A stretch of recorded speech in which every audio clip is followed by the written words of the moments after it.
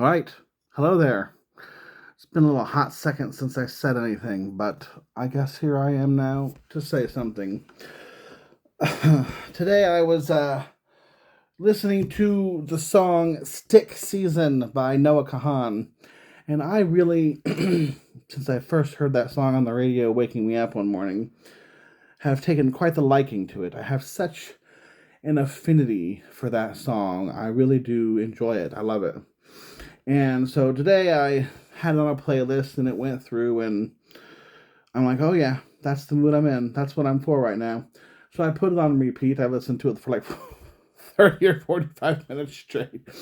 Anyway, as I was listening to that song, I realized some things about myself that I want to share with you because I don't think I'm alone.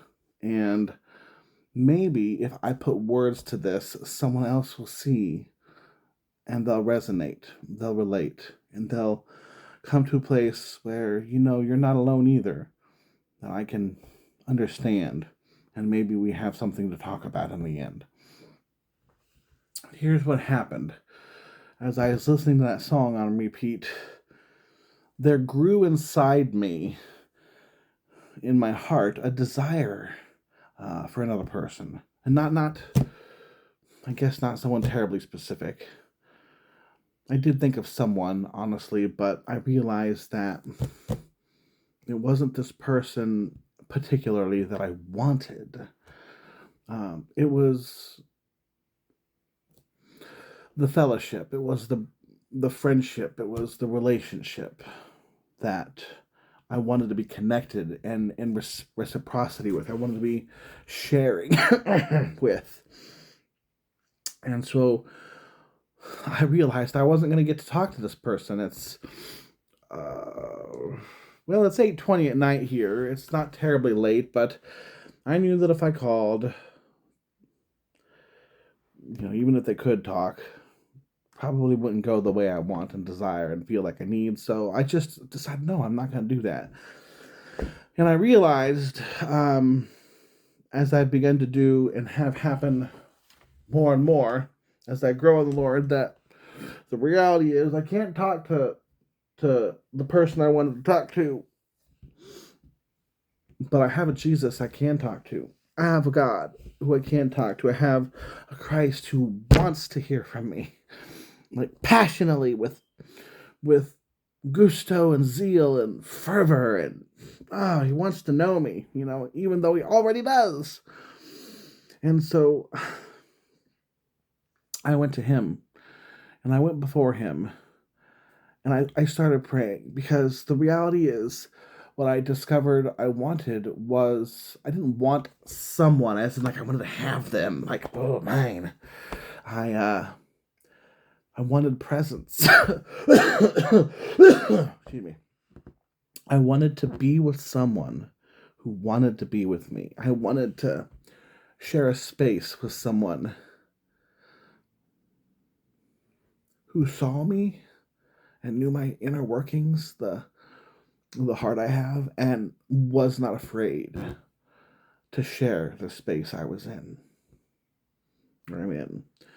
I want to be with someone who can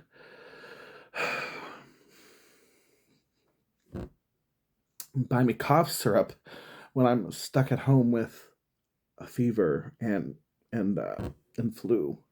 That'll come to my door with everything I need, risking contagion themselves to give it to me. I want someone who's gonna share kind words, someone who will speak life to me, and not just to me, but into me, with me. I want someone who will listen and care with their eyes, someone who will know to listen, to hear, and not to respond. And I desire this with so much of myself that it is a sad, sad thing, because I do not have it. I don't. Not all the time. Not normally. I come here and I'm surrounded by all my beautiful art, thousands of dollars worth of art on my walls. That is reminder of the glory of God and the colors He gives us, His good gifts. And I'm alone. I'm alone. I sit in my apartment that I don't take care of, and I let go and feel like trash, you know? Every time I come home, I'm alone. I come home, and it's like I come here just to be alone, even though that's not true. It's hard to separate that fallacy from the truth. And so, on the one hand, while it is possible to have those beautiful things about a person or persons that I talked of, I oftentimes don't. And in the moment I was listening to Noah Kahan's song Stick Season, I felt like I really needed that. I I felt alone in a good way, but like I just wanted some companionship, you know?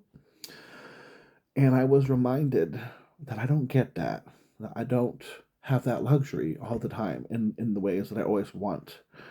And I felt so hurt because I'm 35 and it's been like this for a long while. And while I still don't know if I'm supposed to get married and have a wife someday, I still don't know if that's a good enough reason to feel this way about life and to experience it this way. I don't know. But the bottom line is, I know Jesus.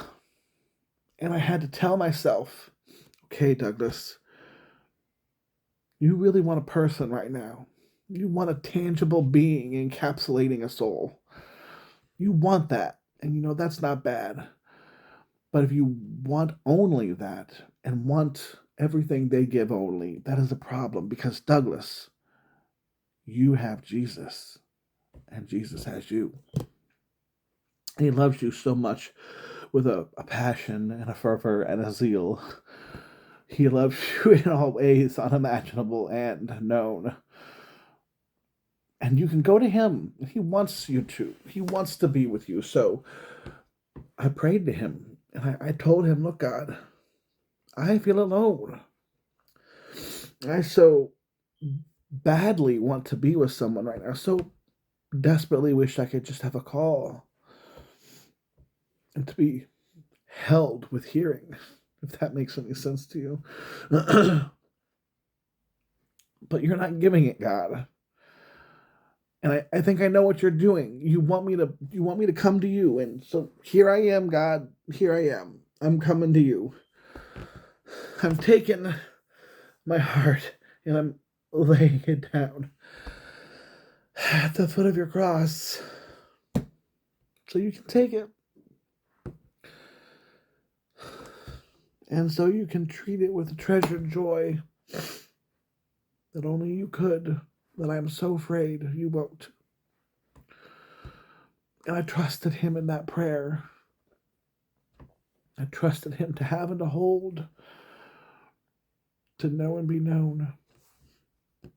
And I'll tell you what, He met me. He was there. He came to me. I knew His residing inside me. And I felt comforted. And I received His peace. And I have joy. And maybe I grieve still. But I sure as fire don't grieve as those with no hope. And I want you to know you don't have to either. Think about it. He's there for you.